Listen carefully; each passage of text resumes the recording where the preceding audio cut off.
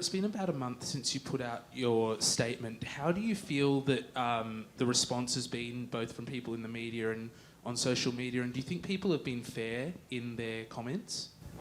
I think the response has been more positive than I thought. I think most of them are, understanding, and the ones who read the documents and are aware of how the system works, they know, that I had no fault and I had no influence on what was going on. So basically, honestly, I can't really say objectively, because I haven't been much on the internet. I tried to, just go on with my life and focus on different things, focus on preparing for the season and on tennis, because this is the best thing you can do after a case like that. But overall, the reaction in Poland, basically, because this is mostly what I read, has been pretty, supportive, and I really, really appreciate that, because even, when I missed China swing and nobody knew why, it wasn't so easy. So after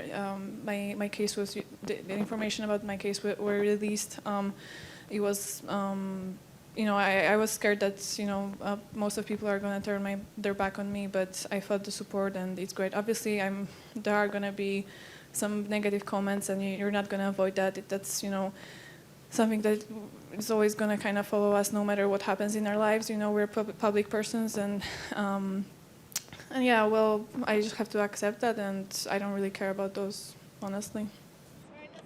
Oh, that's all right. Here we go.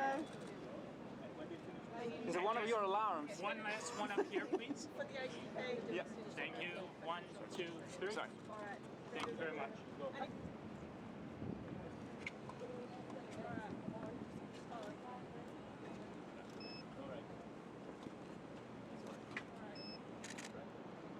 Well, I don't think there is any reason, because I didn't play 3 tournaments. I was suspended, for a long time, and I lost number 1, because of that. I also know how the procedure worked, and I gave every possible evidence, and there's not much, honestly, to do more. So I don't know why, there's no point to do an appeal, in our opinion, but, I guess overall, this whole process was pretty abstract sometimes, and hard to understand from a point of view where you don't, really when you don't think about, the law and everything. But honestly, this is about the law and the wording and this kind of stuff. So I'm not expecting an appeal, but I have kind of no influence on what's going to happen. And but I can say from the process that I went through and how they treated me from the beginning, that it seemed, fair for me. I managed to give the source pretty quickly. That's why the case closed, pretty quickly. But still, I didn't play tournaments, and I got a fine, small one, symbolic one, but it's over now. So I guess, in my opinion, it was a fair process, and I trust ITIA that any case they do, they're going to treat every player the same way and fairly.